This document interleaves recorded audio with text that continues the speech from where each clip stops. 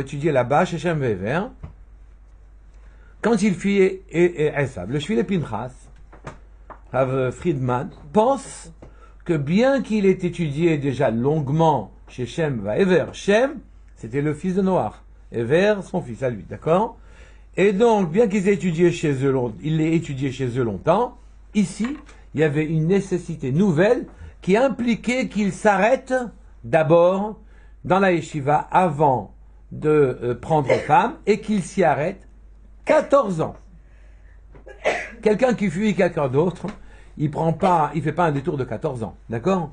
Il faut dire qu'en vérité, il était à l'abri chez Shem Vever, il était à l'abri là-bas, mais qu'il avait une nécessité de s'arrêter à la yeshiva.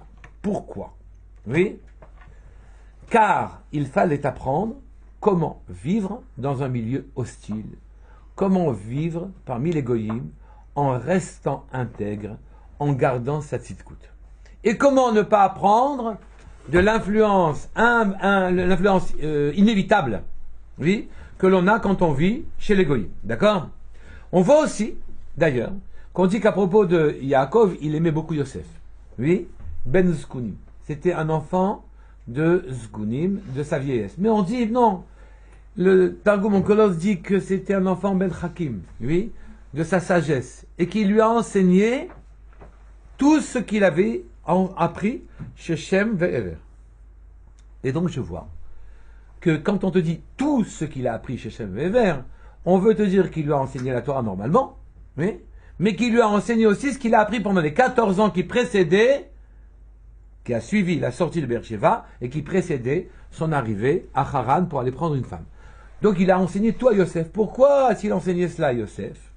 Oui, parce que Beruach HaKodesh, il a vu que Yosef allait avoir une vie à peu près semblable à la sienne, qu'il allait être obligé lui aussi, Yosef, de vivre parmi les Rechaïm, chez les Égyptiens, dans un milieu extrêmement hostile à la tzidkout, un milieu qui ne permettait pas aux personnes de se développer, et que donc lui avait besoin, autant que son fils aura besoin, de plusieurs années de yeshiva et d'apprendre ce qu'il faut savoir pour pouvoir tenir parmi les goyim. D'accord? Pour pouvoir tenir en galoute. D'ailleurs, on voit que Yosef a quitté son père à 17 ans, enfin qu'il a été pris par ses frères et vendu par ses frères, quand il avait 17 ans. Or cet âge-là, la Torah, quand elle donne un âge, elle le donne toujours pour une raison précise. Et on ne comprend pas pourquoi quand on dit il a 17 ans. Vous voulez dire il était très tendre, il était gentil, il était quoi? Il était jeune? Pas du tout. Il avait 3 ans plus 14 ans. On n'enseigne rien à un enfant avant 3 ans. Plus 14 ans qu'il lui fallait lui enseigner ce que lui, il a appris en 14 ans pour pouvoir tenir parmi les Rechaïm en restant tzaddik. Et donc, on voit que Yosef aussi, il avait besoin de ces 14 ans d'enseignement, oui, que Yaakov a eu chez Shem Ve'ever, avant d'aborder sa vie chez Lavan. D'accord? Mais ça veut dire qu'il avait 77 ans quand il a rencontré sa femme? Oui, bien sûr. 77 ans, il avait la force de... Jeune, hein, Ah oui, l'époque. c'est un jeune. À l'époque, c'était jeune. Non seulement ça, mais il n'y a aucune raison pour qu'on perde sa vigueur. Pas de souci. C'est nous qui ne savons pas la garder, c'est tout. Et pourquoi aller chez Shem Ve'ever? Qui mieux que le fils de Noach, qui a vu où ça a mené le déluge et la rishaout de la Zviva, et qui n'a pas cédé? Qui mieux que pour lui apprendre les choudim, les trucs qui lui permettent de tenir? D'accord? Qui mieux que Ever, qui a assisté après le déluge lui, il n'a pas assisté au déluge. Il a assisté à Doraflaga, la tour de Babel, qui a assisté au problème de Sdom, oui, pour enseigner comment ne pas tomber à cause d'une zviva, d'accord? À cause d'un voisinage mauvais. Et ce n'était pas trahir son père que de faire un petit détour de 14 ans, parce qu'on est dans la même situation que quand le papa demande à son fils, va m'acheter l'herba minime, le loulav, et le gosse il se dit, mais je sais pas quel loulav il faut prendre et quel étrog il faut choisir. Il dit, peut-être que je fais un détour par la yeshiva pour savoir quelles sont à la halachot. Donc il n'a pas trahi son père quand il est allé d'abord à la yeshiva pour savoir comment vivre chez son futur beau-père Lavan. Oui. Cependant, et c'est la vraie question, pourquoi 14 ans? C'est beaucoup 14 ans quand même, non? Pourquoi juste 14 ans? Et on voit qu'avec Yosef aussi, c'était 3 ans. C'était 3 ans plus 14 ans. 17 ans, il est parti. Pourquoi 14 ans? Oui. Il y a 14 ans, les années pour lesquelles il a travaillé 7 ans pour Léa et 7 ans pour... Mais non, pourquoi avant d'atteindre oui, ces mais 20? si on dit que c'est arrivé pour les 14 ans de travail. Non, mais tu es en train simplement de démolir les femmes, là. Qu'il avait besoin de 14 ans pour apprendre à les supporter, normalement. Non, mais c'est les années... C'est ça que c'est pas possible que ce soit ça le chat. Non, non.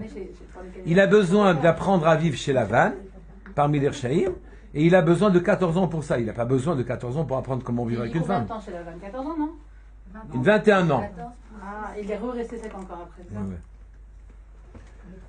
Donc, pourquoi 14 ans? Qu'est-ce que ça veut dire 14 ans? Le Imre Emet, il explique. Et il dit, il faut 2 périodes de 7 ans. Pour ne pas s'abîmer chez les goïms. La première période de 7 ans, c'est pour réparer. Car tous les actes de tous les hommes sur toute la terre sont suscités par 7 qualités incitatives. 7 instincts, 7 besoins profonds. Oui. Que les goïms ont gâté, ont abîmé. On a reçu des élans. Après, je fais une interrogation écrite. Hein. Oui. On a reçu des élans. Des élans, et ces élans nous permettent d'agir. C'est grâce au mouvement interne que l'on a qu'on fait quelque chose. Ils sont au nombre de 7. Il y a l'affection et l'amour. 1. Il y a la peur, la crainte. 2. Il y a la gloire. 3. Le pouvoir. 4. La reconnaissance. On se sent débiteur. 5. Le besoin d'amasser, d'accumuler et pour redonner. D'accord? 6. Et la 7e, gestion et gouvernement des biens et des personnes. Oui, se mêler, de prendre, de distribuer. Ces 7 besoins, ces 7 envies que l'on a, ont été gâtées par les goïms, ont été abîmées par les goïms. Elles correspondent naturellement aux 7 sphirotes qui construisent le monde. D'accord? Et elles ont été abîmées. Ce sont des mouvements internes. On est animé de ces manques-là. Ils nous poussent à faire quelque chose. Et eux, les goïms, les rechaïm, ont utilisé ces mouvements-là de l'âme, ils les ont utilisés à mal, pour le mal. D'accord? Et donc, on a besoin, il y a 7 midot, on a besoin de 7 années pour pouvoir être metaher, réparer ces choses-là qui sont chez les goyim. Et vous allez me dire, c'est suffisant. Une fois que je suis dans un endroit et que la mida et le mouvement et l'élan en question, je l'ai réparé, ça y est, je sais vivre. Pourquoi ai-je besoin de 7 autres années? Toutes les actes viennent de ces midot-là. Il n'y en a pas un qui échappe à ces 7 mouvements-là. Tout ne vient que de là. D'accord? Alors, pourquoi cette année encore? Parce qu'il s'éloigne du mal et ensuite il apprend à faire le bien. Non? Ça y est, il fait le bien, ça y est, il utilise correctement ses élans. Il y a 7 ans pour apprendre et après 7 ans pour montrer que la tchouva a bien été faite. Pourquoi j'ai pas besoin de 7 ans? Le lendemain, ça y est, c'est fait. Non, mais après il faut se mettre devant le fait accompli. Ça veut dire quoi? Si C'est pas des mots, hein? S'il y a l'épreuve qui arrive de notre foi, il faut voir vraiment si elle fonctionne. Pour s'habituer, pour verrouiller. Si un voleur, il fait tchouva. Mais ça y est, le lendemain, j'ai pas besoin de 7 ans pour faire fonctionner. Le lendemain, je tourne le bouton de la machine et elle marche. Il faut verrouiller parce qu'il s'il repasse 7 ans là-bas, alors il va se réabîmer de nouveau. Mais non, il a réussi à redresser sa barre, c'est fini. Pourquoi 7 ans encore? Le Imre Emet répond. Et il dit, pour apprendre par quel stratagème, par quel procédé les goyim ont abîmé ces élans-là, ces mouvements, et les réutiliser pour le bien. Car les goyim sont extrêmement têtus, oui, ils savent que c'est mal, et ils continuent de le faire. Ils ont envoyé sur Israël des missiles, et on leur demandait, mais regardez, il y a 4000 missiles qui ont été envoyés, vous n'avez rien détruit. Oui. Pourquoi? Vous êtes bêtes, vous ne savez pas viser? Ils disent non, pas du tout, on sait très bien viser, mais ils sont protégés par leur Dieu. Écoutez bien cette phrase-là, ils sont protégés par leur Dieu. Mais alors on devrait leur dire, mais s'ils sont protégés par leur Dieu, arrêtez de les taper. Ça c'est un raisonnement de juif. Oui, chez les goyim, non. Continue. on s'acharne, on va jusqu'au bout. On sait que ça ne fait pas plaisir à Dieu, mais on espère que l'ennemi fera une faute qui fera que son soutien vacillera. Ils ont des stratagèmes, des procédés. Ils vivent dans le mal, les Rechaïm, mais ils persistent dans le mal. Et donc, ils ont des techniques, des procédés. Or, ces procédés se sont avérés efficaces. Ils ont aussi fonctionné. Et nous devons pas seulement être métaher, redonner à nos élans leur pureté, leur grandeur. Nous devons comprendre en quoi les procédés peuvent être utilisés pour le bien. D'accord? Et c'est 7 ans de nouveau. Et alors là seulement, j'ai redressé même la technique par laquelle ils ont abîmé. Il suffit pas de redresser, d'être métaher à la mitzvah et de vivre correctement vos élans personnels. C'est pas suffisant. Il faut comprendre comment on les abîme et comment vous les réparez. Oui? Il faut savoir réparer votre machine à laver. Vous ne pouvez pas, c'est vous qui devez utiliser le procédé. D'accord? Et ça fait 7 ans encore, c'est ce que dit le vrai maître. Encore 7 ans pour utiliser les procédés employés pour détourner les passions de la gdusha, pour détourner les passions et les envies de la grandeur et les retourner au profit d'Hachem. D'accord? C'est ce que l'on dit dans Tehilim, mi oivai techakemeni mitzvotecha. De mes ennemis, oui, techakemeni, rends-moi sage. Ici, ça veut dire dans le sens le plus littéral, rends-moi plus intelligent que mes ennemis, de manière à ce que je m'en sorte. Ils sont intelligents. Moi, je voudrais bien être plus intelligent encore. Oui? On traduit comme ça d'habitude. Mais je vous traduis maintenant différemment.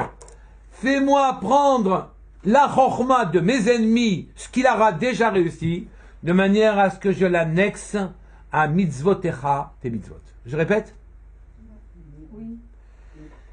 Le Teilim dit, mi oivai, de mes ennemis, techa kemeni, fais-moi, rends-moi plus sage. Oui, par mes mitzvot. D'accord? Mais je traduis différemment. Oui, de mes propres ennemis, techa kemeni, enseigne-moi leur sagesse. Oui, oui, de façon à ce que je l'annexe à tes mitzvot. Je veux enrichir ta panoplie des têtes de mes ennemis. De la tête, n'entendez pas dans la tête au bout d'une pique, oui, de la chokhma de mes ennemis, d'accord? Et donc je veux utiliser cette chokhma, car Akadosh Baruch Hu, s'il leur a donné les moyens par cette chokhma d'abîmer nos élans, c'est qu'il a donné une efficacité, une efficience à cette chokhma-là, ce procédé. Je veux retourner ce procédé pour la Avodat Hashem. Clair? Les Rechaïm ne désarment pas, ils poursuivent leur but et ils le font avec obstination. D'accord? D'abord, on apprend à s'éloigner d'eux et à ne pas vivre chez eux, et ensuite à ne pas s'enfoncer chez eux, oui, et ensuite on apprend d'eux eux-mêmes. D'accord? Le Shvile Pinchas continue et ramène un rabbi de Belz, oui, de Rabbi Yushua mi Belz, d'accord? Qui dit ceci, on va le cristalliser de la manière suivante. C'est marqué au début de la parashat Shemot, Ve'ele Shmot Bnei Israël, Abaim Mitzrayim. Voici les noms des Bnei Israël qui viennent en Mitzrayim, qui viennent en Mitzrayim. Habaim. Et on dit, mais ça aurait pas dû être écrit Habaim, qui viennent, mais Habaou, qui sont descendus en Égypte. Le temps ne correspond à rien. Oui. Rachid dit, ne t'inquiète pas, vu qu'on se projette dans l'époque, Habaim, on est en train de regarder la scène et tu les vois venir. Oui. Seulement ceci n'est valable que pour le passouk qui dit et voilà les noms des Bnei Israël qui descendent en Égypte, oui, quand on raconte l'histoire d'Égypte. Mais quand il s'agit aussi des frères, ce passouk a été dit 2 fois, où là-bas, on ne peut pas dire, mais on assiste à la scène, et donc on la décrit, et on dit voilà, ils sont en train de venir. Quand ce sont les Bnei Israël qui sont venus, pas les Bnei Israël, les enfants, cette fois-ci d'Yakov, sont descendus, cette fois-ci, je ne peux pas dire, j'assiste à la scène. Et donc, le mot Habaim veut dire autre chose. Habaim, donc quand la Torah te dit, il s'agit des Juifs qui viennent en Égypte, au lieu de dire des Juifs qui sont venus en Égypte, c'est qu'il y a une grosse différence à dire qui sont venus ou qui viennent. Quelle est la différence? Qui viennent, c'est qu'ils sont encore en s'interagir. Qui sont pas encore là. Et donc, c'est quoi le moussard que je tire de là? On n'arrête pas de venir. Oui. On s'installe pas. Si je dis à Sherbaou qu'ils sont arrivés, ça ils y sont. Ça y est, c'est fini. L'action n'est plus progressive. Mais si je dis qu'ils n'ont pas cessé de venir, ça veut dire qu'ils sont toujours comportés comme des gens qui ne s'installaient pas. Et effectivement, oui, c'est ici à Yesod, quand on vient en Égypte, on y vient et on y revient et on y revient, mais on ne s'installe pas en Égypte. D'accord? C'est ça qu'a suggéré le Rabbi de Belz. D'accord? Ils ont refusé de Rabbi de Belz. C'est pas Rachi? Ça veut dire Rachi. Habaïm, c'est non. Sur Rachi, qui nous a expliqué que c'était normal de dire Habaïm parce qu'on se projetait dans l'instant, je peux le dire sur un des deux psukim, mais sur le deuxième, je ne vais pas le dire. D'accord? Donc je suis obligé de dire que Habaïm, c'est une notion. Ils viennent. On refuse d'être venus, on n'accepte que de venir. Ils ont en quelque sorte refusé de connaître Chen Haaretz, le charme de l'Égypte. Oui? Vous savez que le pays où on est, il a un charme. Et quand on le quitte, on a envie d'y retourner. On ne peut pas s'empêcher de parler avec nostalgie des pays du Maroc, de l'Algérie, de Tunis, etc., de partout. D'accord? Et les terres qui nous accueillent, on les aime moins que son pays natal. On les aime moins que son pays natal, sauf si on s'y installe. Et là, on trouve le charme de la terre. D'accord? Et c'est pour ça qu'ils sont restés 14 ans. Car, comme ça dit le Shulé Pinchas, ils sont restés 14 ans, car il est écrit, oui, ils sont restés 14 ans là-bas, de manière à apprendre à ne pas subir le charme de la terre dans laquelle ils sont. Oui? Et il faut même être très vigilant. Il est écrit dans les psukim de la paracha, Vaishka vamakom ha'u. Quand il est allé, après les 14 ans, il est retourné vers Haran, Vaishka, ou avant, pardon, après, hein. Oui. Vaishka vamakom ha'u, il s'est couché dans cet endroit-là, il a dormi dans cet endroit-là. Quand on dit c'est dans cet endroit-là qu'il a dormi, ça suggère que les 14 années précédentes, il n'a pas dormi. Et donc ce qu'il a appris pendant 14 ans, c'est à être éveillé. Il a appris à ouvrir l'œil, à ne pas le fermer, à regarder ce qui se passe dans la vie, à rester étranger au charme de la terre, aux douceurs d'Alexandrie, Rahat Lukum et Halva. D'accord? Il est resté totalement étranger à ça. Il s'est couché que dans cet endroit, donc dans les 14 années, on lui a appris à ne pas dormir. D'accord? Car en exil, il faut avoir l'œil. On ne peut pas dormir. Yaakov dira plus tard à Esav, beaucoup plus loin dans les parachutes, on voit, quand il rencontre son frère de nouveau après 21 ans passés chez son beau-père, Lavan, il lui dit, Im Lavan Garti, j'ai vécu avec Lavan. Et on dit, mais non, c'est pas un cri, j'ai pas vécu. C'est Garti, j'ai été guerre, j'ai été étranger. Je suis resté là-bas 21 ans et je suis resté étranger. Vous verrez qu'en Égypte, naturellement, ils ont gardé leur nom, leurs habits, leurs habitudes, leur langue, etc., leurs coutumes, ils ont tout gardé, d'accord? Ils ont refusé de reconnaître le charme d'Alexandrie. Le charme de Ramsès, ils l'ont pas vu, d'accord? Et donc, ici, il faut apprendre à ouvrir l'œil. Et il a appris à rester réveillé. Imla van Garti. Mais, je vais aller encore un peu plus loin. Oui, c'est marqué aussi, Tariag mitzvot, j'ai fait les Tariag, les 613 mitzvot. C'est-à-dire, non seulement je ne suis resté qu'étranger à la terre d'Égypte, oui, au charme de l'Égypte, oui, mais en plus, j'ai pu faire Tariag Garti. Garti, ça fait exactement 613. Le mot Tariag mitzvot. Et donc, j'ai fait les 613 mitzvot. D'accord? Et donc, je comprends que je dois apprendre de l'endroit, que l'endroit est séduisant, qu'il m'attire, qu'il risque de me faire tomber, et que je dois apprendre à m'en défendre, et ceci nécessite 14 ans. Cependant, cette réponse ne m'a pas satisfait entièrement, du tout. Et c'est la raison pour laquelle j'ai essayé de revoir un petit peu les choses, et je me suis posé la question suivante. En quoi Chen Haaretz, oui, le charme de la terre, provoque-t-il que je sois affecté, oui, par la ishout des populations? Allez, il y a le charme de la terre. Oui, en quoi ça me touche?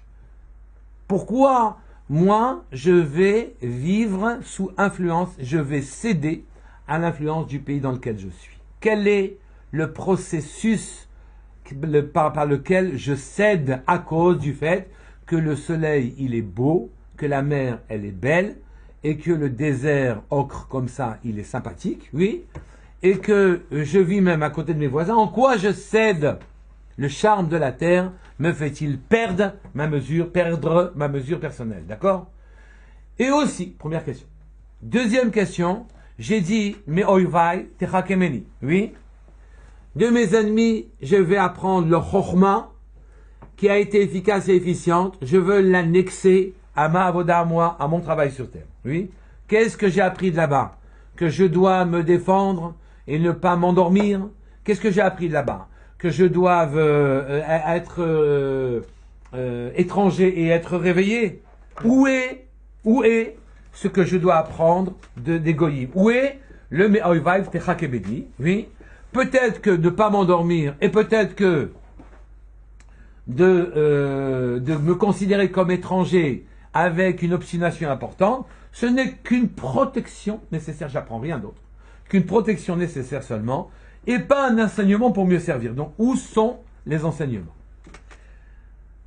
Pour arriver à comprendre en premier les choses, je vais vous rappeler un Orach Chaim qu'on a vu dans Parashat Chayesara. C'est marqué Chayesara, 127 ans, d'accord? Mais le Orach Chaim pose la question suivante et dit, mais pourquoi c'est marqué Chayesara? Il aimait Sarah, les jours de Sarah. Pourquoi Chayesara?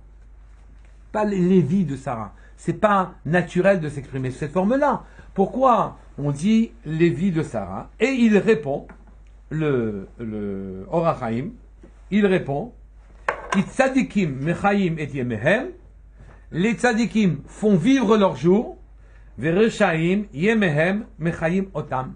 C'est leurs jours qui les font vivre. C'est joli, oui, c'est très poétique, oui, mais ça a un sens vrai. Les tzadikim vont faire leurs jours, les reshaim, c'est les jours qui les font vivre. D'accord? Le Meorach Chaim, qui était un élève du Orach Chaim, ici tu as un Ari Akadosh, ici tu as un Rizal. Je vous le dis direct. C'est trop vite? C'est bien aussi quand on a le support. Il est là. Non, le livre. Le livre là. Le premier livre. Non, je sais pas. Vous savez quoi? Je l'ai fait, c'est une phrase. C'est d'une phrase seulement. D'accord. Vous savez quoi? Je vais vous photocopier mon cahier. Tout est en français là, il n'y a pas de problème. Ici, le Meorach Chaim, l'élève du Orach Chaim, il cite le Ari Akadosh. Et qui dit, c'est très intéressant, il dit, chaque neshama, donc notre principe vital, notre vitalité, notre énergie, notre puissance personnelle, est composé de plusieurs étincelles qui sont partagées en plusieurs gilgulim, plusieurs vies, oui. Et dans chaque vie, chaque gilgul, le nombre d'étincelles, c'est le nombre de jours des personnes. C'est clair, c'est net, c'est tranquille, d'accord? On reçoit une énergie, notre neshama est une somme, une masse d'énergie. Cette masse d'énergie est partagée entre un ou plusieurs gilgulim, et ensuite, en nombre de jours. Donc, les jours, c'est une énergie qui nous fait tenir dans ce olam, dans ce monde-ci. D'accord? C'est le Ari Akadosh qui dit ça? Oui. Le nombre d'étincelles est exactement équivalent au nombre de jours. Et donc, quand les gens usent du monde qui les entoure et subissent leurs péripéties, les péripéties de leur vie, qu'ils rencontrent, toutes les péripéties qu'ils rencontrent de leur vie, les soucis, etc., oui, ils ont le choix. La péripétie est mesurée, est une épreuve pour eux, pour pouvoir redresser leur situation, pour pouvoir faire une mitzvah. Quand Baruch Hu vous met sur le plateau, il vous met une mitzvah. Il vous donne une énergie, qu'on appelle jour. Il vous donne un monde, un décor, et puis il se passe quelque chose, c'est une péripétie, et on attend, en haut, que vous réagissiez. Vous réagissez bien, vous avez fait une mitzvah, le jour valait la peine d'être vécu, et c'est vous qui avez fait vivre le jour. Vous avez donné une raison à cette énergie, à cette lumière, à cette profondeur d'être vivante sur Terre. Est-ce que c'est clair? Je répète? Il y a une étincelle pour chaque jour. C'est ce qu'on nous dit. Voilà. L'étincelle, c'est l'énergie de vivre la journée. Vous bénéficiez d'un temps dans un décor avec une péripétie. Avec il arrive ça, et on rencontre un tel, on rencontre pas un tel, etc. Il y a des feuilles là-bas, on aimait beaucoup de feuilles. L'étincelle du jour d'après, elle ne dépend pas de cette journée. Le jour d'après, c'est autre chose. Chaque jour, on nous offre, c'est le théâtre, c'est un théâtre dans lequel vous bénéficiez d'une énergie, et c'est un théâtre d'opération. Il se passe quelque chose, d'accord? Dans un décor X. On ne peut pas la garder, elle en va à la fin du jour. Elle disparaît. Avec pour, hein. Vous avez autant de jours. Oui. Cette étincelle, cette journée-là, elle est gagnée. Le jour où cette énergie-là, elle s'appelle la vôtre. Vous l'avez faite vivre, vous, cette énergie. Si vous avez réagi correctement, comme il faut, oui, à la péripétie qui vous est proposée. Oui. Vous n'êtes pas énervé, ou vous deviez vous énerver, vous deviez vous taire, vous deviez réagir, etc. Et donc, la façon dont on réagit dans l'existence, c'est ça qui construit votre énergie et votre vie. C'est ça qu'on dit que les tzadikim, Mechaim et Diemhem, ils font vivre leurs jours. Leurs jours se remplissent, s'enrichissent, s'embellissent, oui, de la manière dont ils réagissent. Et attention, c'est calibré d'après la personne, tout est mesuré. Ça sert aussi à la personne. Oui, non seulement ils construisent le monde en réagissant comme il faut, mais eux-mêmes, ils sont mis dans cette situation-là parce que eux-mêmes, ça va eux-mêmes les faire grandir, ou les guérir. D'accord? C'est pas bien, je répète. Donc si on a mal réagi, cette énergie, cette étincelle, elle est C'est perdu. C'est ça que l'on dit, et l'Erchaïm. C'est pour ça que Sarah, elle avait 127 ans plein. Exactement, elle avait 127 ans. Et les Rechaïm, ce sont les jours qui les font vivre à eux. Ils utilisent leur énergie pour fumer des cigarettes, pour aller au cinéma, et jouer aux cartes, ou pire. Encore ça, c'est rien du tout. D'accord? Oui? Et c'est ça que le Rachaïm a dit. Et donc, c'est ça que l'on a dit.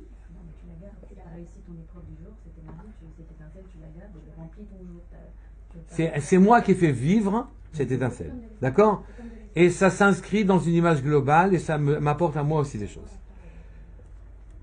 Donc, sinon, cette énergie aura servi à faire vivre un rachat pour rien. C'est ça qu'on dit, elle est perdue. D'accord? Les Rechaïm, les font vivre, les Tzadikim font vivre leurs jours, tandis que les Rechaïm, les jours le font vivre. D'accord? Une énergie est mise à disposition, des péripéties qui nous sollicitent nous sont proposées chaque jour, et on peut soit les mal employer, et ça fait dériver l'histoire. Oui. Sachez aussi que tout ce qui se passe dans un endroit, oui, a des antécédents. La somme des gestes de tous les gens de l'endroit et de la manière dont ils réagissent écrivent l'histoire de l'endroit. Écrivent l'histoire non seulement de l'endroit, mais écrivent ce qui va se passer l'instant d'après. Parce qu'Akadosh Baruch Hu qui dirige son monde inéluctablement vers Mashiach, et que chaque point d'histoire est en train de nous rapprocher, chaque point est en train de nous rapprocher de Mashiach, oui, alors à ce moment-là, chaque manière que l'on a de réagir nous approche ou nous éloigne de Mashiach, et Akadosh Baruch Hu réajuste la courbe de manière à ramener le monde vers Mashiach. D'accord?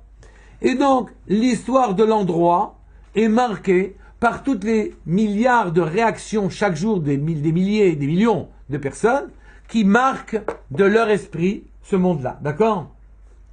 Toutes les péripéties et les situations qui suivent la manière dont on a réagi, du bon comme du mauvais côté, proposent sans arrêt une nouvelle situation. C'est comme ça que on va vers une guerre ou on va vers une paix. Oui, c'est comme ça qu'on va vers un problème ou on va vers une solution. C'est comme ça qu'on va vers une crise économique ou on va, au contraire, vers l'abondance. Et tout ça forme l'endroit. Il y a un esprit dans un endroit. Ça a une odeur, un endroit. On passe dans la campagne, on se dit, il n'y a pas un juif dans l'endroit, par exemple. Oui, on sent. sent qu'il y a pas, il manque des étincelles, il manque des trucs. Attendez, il fait beau, il fait chaud et tout. C'est pas qu'il fait froid, hein. Mais non, mais quand même, il n'y a pas de juifs dans l'endroit. Sachez que cet esprit nous enveloppe. L'esprit de l'endroit nous enveloppe, nous avale. Oui. On ne peut pas lutter contre l'esprit. C'est très difficile. Il faut, à moins de se considérer comme étranger.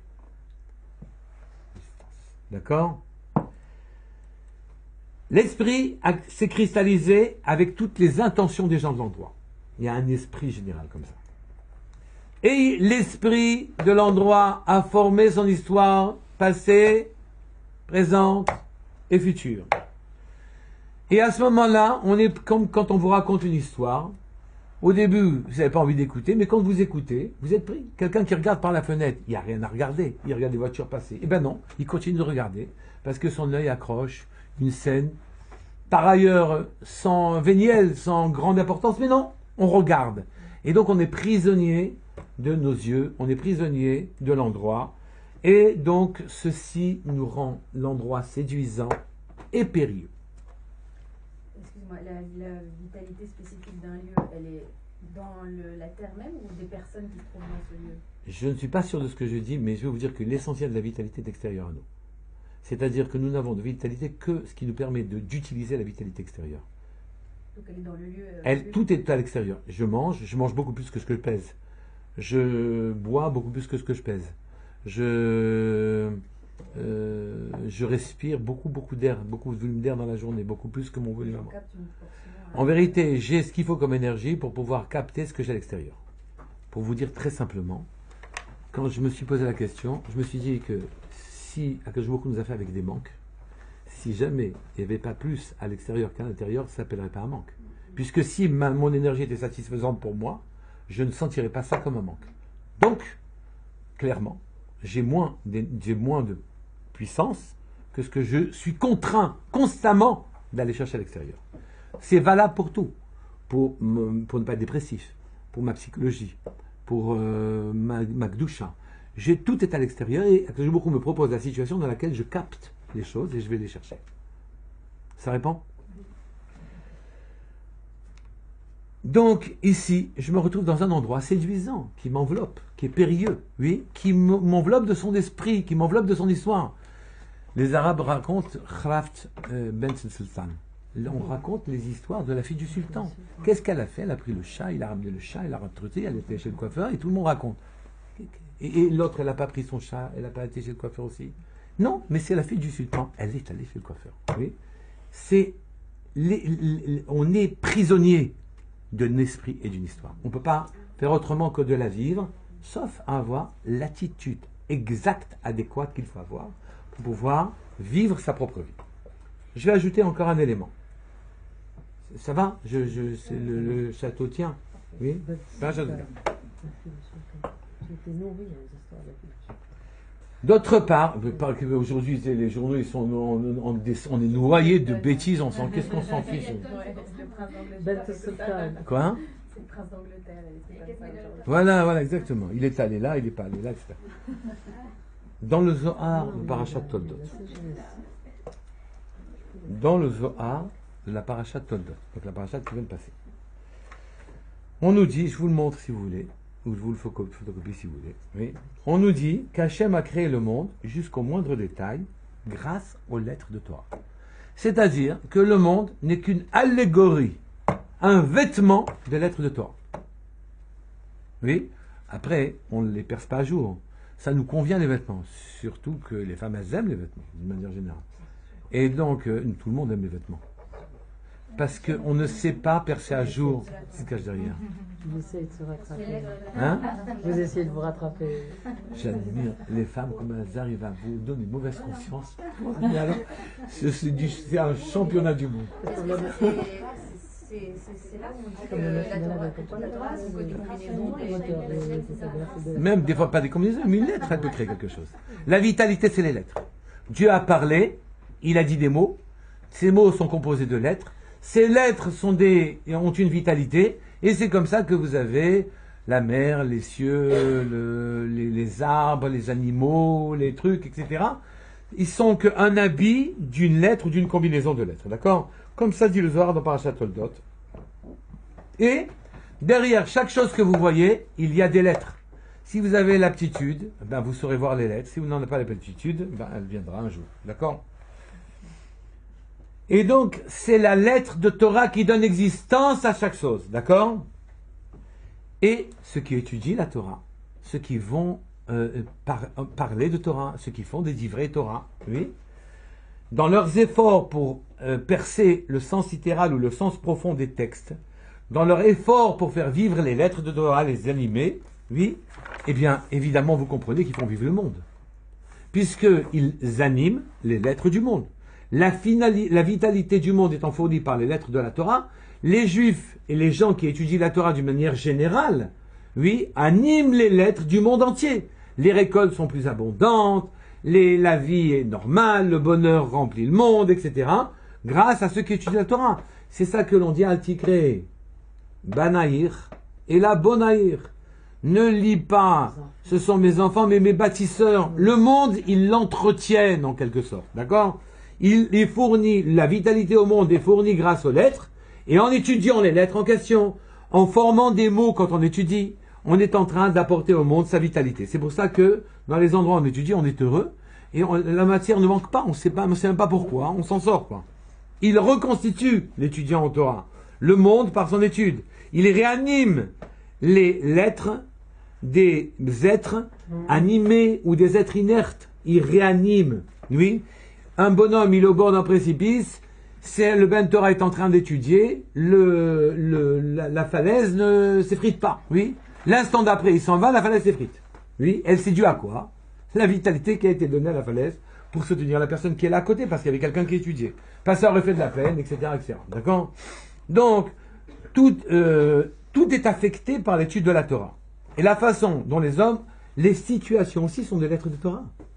C'est la manière dont les situations se passent, se présentent à nous, oui, sont animées par des lettres de Torah. Et c'est comme ça qu'on écrit une histoire. On dit il s'est passé ça, et en disant il s'est passé ça, j'ai dit une dizaine de lettres qui font vivre la chose en question. C'est la raison pour laquelle on aime lire un livre. Avec des lettres, vous croyez que vous êtes projeté dans l'histoire là-bas, d'accord? Et donc les lettres font vivre, mais il y a les situations vraies, sont animées des lettres en question. Donc les hommes qui ont vécu des situations, ils les ont soit abîmés, soit enrichis. Les situations, les lettres en question, et les êtres animés ou inertes qui ont participé à ce film, à ce décor, d'accord, à cette péripétie. Et donc on se retrouve devant un problème central. Chaque situation propose soit que tu fasses une mitzvah, soit que tu fasses une avéra. Ne devenez pas fou, oui. Naturellement, il n'y a pas de pas. Il n'y a pas de problème. Je souris à l'un, c'est une mitzvah. Je souris à l'autre, c'est une avéra. Je crie l'un, c'est une mitzvah. Je crie l'autre, c'est une avéra. Je parle gentiment à l'un, c'est une mitzvah. Je parle gentiment à l'autre, c'est une avéra. Il n'y a pas de parole.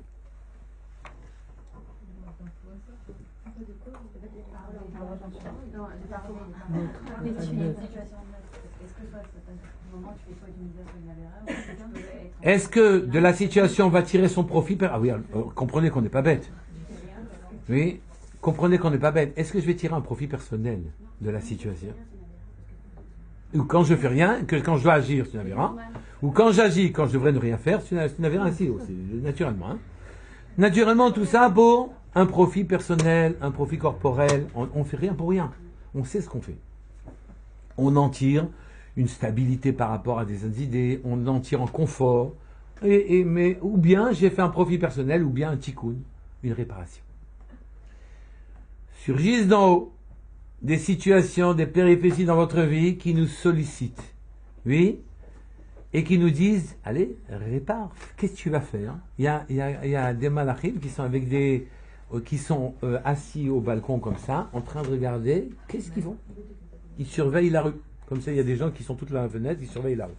Là-bas, ils surveillent à nous, d'accord? Ils disent, allez, il va obéir, allez, il va faire ce qu'il faut, ou bien non, il va faire ce qu'il veut, oui, ce qu'il a envie. Et donc, toutes les situations sont en proposition pour qu'ils vous disent, répare, arrange, fais ce que tu dois faire, etc. Oui, réannexe cette situation à Hachem, cette circonstance, grave d'ailleurs, ne croyez pas que c'est que dans les grandes circonstances, que quand on est susceptible d'être un héros, qu'on doit réussir sa vie. Un sourire à quelqu'un, c'est une mitzvah. Surtout si vous souffrez beaucoup pour lui faire le sourire en lui.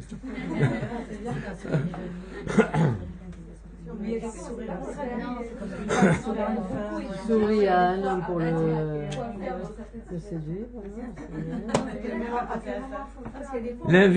La vie est dangereuse, oui. On sait comme ça. Il y a pas, même si on est allé à l'école, on vous a pas tout dit à l'école. On n'a pas tout dit. L'école, ils n'ont pas tout dit à l'école. On est d'accord que c'est une qualité, donc dans chaque scène, chaque instant. Et ne sortez même pas de la maison avec son mari, avec sa femme, avec ses enfants. Ne sortez, on n'a pas besoin de. Je parle pas de grandes choses. Je parle de petites choses. Et donc dans n'importe quelle scène où on va oui. avoir la possibilité de faire c'est une sollicitation. Oui. Si on a fait donc une mitzvah à ce moment-là, on a gardé cette étincelle d'énergie oui. qui va se répercuter peut-être chez quelqu'un partout, qui absolument pas, dans le monde entier. Il n'y a pas de temps, il n'y a pas de olam, il n'y a rien.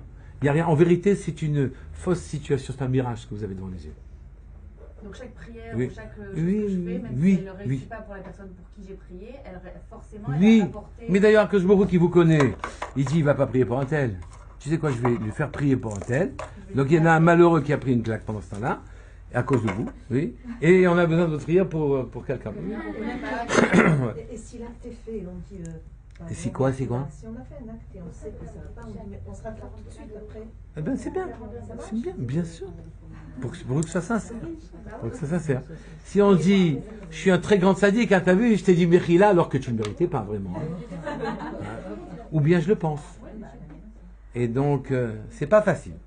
Continuons. Les Réchaïm tordent le monde. Vous comprenez qu'ils tordent les lettres des... Vous comprenez que les Réchaïm tordent les lettres des êtres animés ou inanimés, tordre les lettres des situations.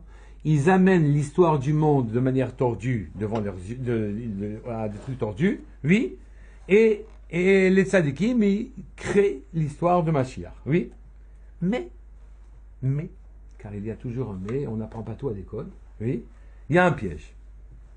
Il y a deux types de sollicitations. Des sollicitations qui vous disent tu bouges pas, et des sollicitations qui vous disent tu bouges, oui. Et dans les situations où on vous dit tu bouges pas, par exemple, des situations fallacieuses, qui soi-disant nécessitent votre intervention immédiate, oui, et qui te donnent l'opportunité de faire quelque chose, tu as parfois la mitzvah de ne rien faire. Et c'est une mitzvah. Et on comprend mal. Quand je peux bien comprendre que je grandisse quelque chose quand j'agis, mais quand je m'abstiens, comment j'arrive à faire grandir quelque chose, d'accord? Vous savez qu'il y a des mitzvot assez, des mitzvot lota assez. Oui, les mitzvot assez sont au nombre de 248. Les mitzvot lota assez sont au nombre de... La différence 365. Exactement comme les jours de l'année. Oui, vous avez tous les jours l'occasion de ne pas faire quelque chose que vous auriez bien aimé faire. Vous auriez bien aimé faire un petit peu de la shonara, bon,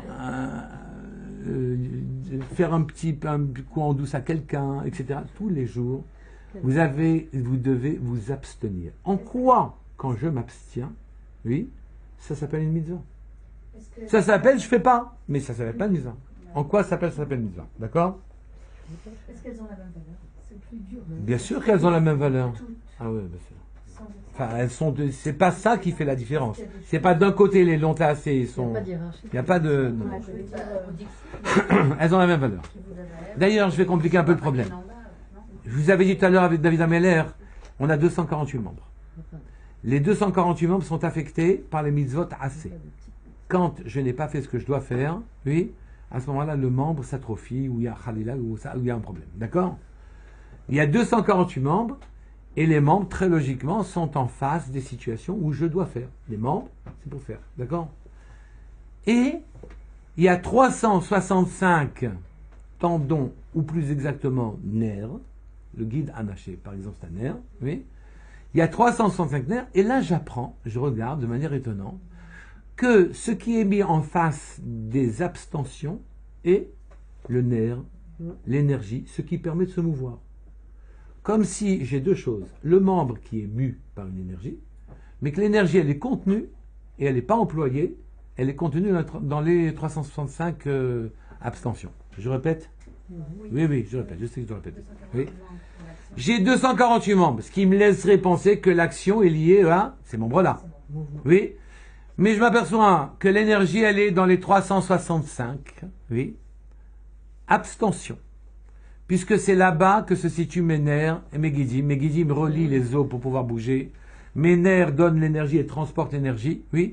Je vois qu'effectivement, là où j'ai de l'énergie, c'est là que j'apprends que tu dois t'abstenir. Donc je comprends qu'ici, j'ai une grande chose à faire quand je retiens quelque chose et quand je me maîtrise, oui. Et il y a deux types de mitzvot. Une qui consiste à agir, alors que vous savez qu'aujourd'hui, on ne connaît que l'action. Le reste, on ne connaît pas. L'abstention, il bouge les gens tout le temps. Combien de fois on voit autour de nous des gens qui ne savent pas s'arrêter de bouger, d'accord? Ici, je vous dis qu'au contraire, les mitzvahs de s'abstenir sont plus nombreuses que les mitzvahs qui consistent à bouger. Et au contraire, elles retiennent l'énergie en question. Qu'est-ce que ça veut dire qu'elles retiennent l'énergie en question?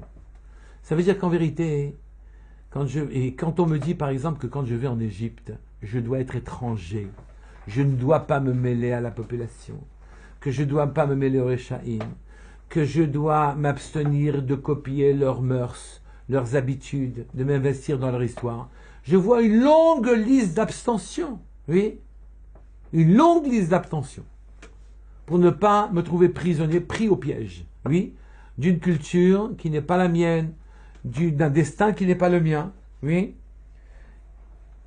Pourquoi les perspectives qui semblent très satisfaisantes au Réchaïm, à l'Égypte, etc., oui, ces perspectives ne sont pas les miennes. Pourquoi? C'est bien construire des pyramides, qu'est-ce qu'il y a? C'est bien, oui. Pourquoi on me demande de ne pas faire ça? Pourquoi c'est pas ma mission? Je suis en Égypte maintenant. Je deviens ingénieur et je construis une pyramide plus grande encore que la précédente. Parce que si on s'imprègne de l'énergie qui est dans l'endroit, alors que la terre d'Israël, elle a une énergie spécifique qui correspond à La Kedusha. Ouais. Séparation, Kedusha. Ouais, mais D'accord. pourquoi je dois rester étranger? Sinon, j'aurais plus l'aspiration de retourner Oui, on pas s'attache. C'est que n'oubliez pas que les goïms ont gâté les élans naturels. On gâté les mouvements. On a reçu de l'amour, de la possibilité d'aimer. On a reçu la possibilité de craindre. On a reçu la possibilité de rechercher de la gloire. On a reçu la possibilité de gouverner, du pouvoir, etc. Et ils ont perverti les moteurs même de l'humanité. Oui. Et que je dois apprendre là-bas, non pas à agir, mais à m'abstenir. Je dois apprendre à me retenir, ne pas foncer dans les élans qui sont inscrits dans ces pays-là. Je dois apprendre à corriger l'élan qui a été perverti, oui, de façon à ce que j'ai corrigé un élan. C'est plus difficile de retenir un élan et de le corriger. C'est plus dur que de se laisser aller, porté par sa propre force, par son propre élan. Se laisser aller à son propre élan, c'est une normalité. Retenir un élan qui a été perverti dans ces pays-là, et que tous les moteurs humains ont été abîmés, et que donc les gouvernements font des bêtises, jusqu'au gouvernement ils font des bêtises, oui. Eh bien, dans ces pays-là, je dois apprendre l'abstention. Vous comprenez maintenant que Yaakov, quand il descend en Égypte, il passe 14 ans à apprendre à avoir une abstention active, à ouvrir l'œil sans agir, à se considérer comme étranger dans le pays, à laisser passer les trains qui ne sont pas les siens. Oui, vous voyez passer un train, je dis c'est pas le mien. Ouais, ça me gêne pas. Je dis mais monsieur, montez. Non, c'est pas mon train. Je ne suis pas en retard. Je laisse passer le train en question. Est-ce que c'est parce que l'énergie de ces endroits-là, elle pervertit les actions parce que les moteurs sont pervertis. Et je suis prisonnier si jamais je m'enferme dans leur système. Mon moteur va avancer et va se pervertir à fonctionner dans les sillons qui ont été creusés dans ces pays-là. Donc il n'y a pas moyen de faire des actions. Je dois rester étranger. Il y a des moyens, mais là j'ai des mitzvahs, une mitzvah pour certaines choses de m'abstenir, c'est une mitzvah. Pourquoi? Parce que quand je m'abstiens, je corrige mon élan. Quand je m'abstiens, je corrige mon élan. Je corrige les élans qui ont été gâtés, qui ont été abîmés, qui ont été pervertis, et qui ont mené ces élans-là à faire des bêtises, qui ont mené les gens à la débauche, qui ont mené les gens au vol, qui ont mené les gens au meurtre, oui, parce que, alors que le pouvoir, l'amour, la crainte, le pouvoir, le gouvernement, la gloire, etc., sont des choses qui sont tout à fait importantes pour pouvoir amener le monde là où il doit être amené. Ce sont des mouvements très importants, oui. Eh bien, tous ces mouvements-là ont été pervertis là-bas, et donc ils amènent au meurtre, à la débauche, à la bêtise, au vol, etc., où il n'y a plus rien qui fonctionne. Et si je me laisse avaler par l'esprit du pays, mon mouvement à moi va devenir le leur. Et je ne peux pas faire ça, donc je dois me retenir.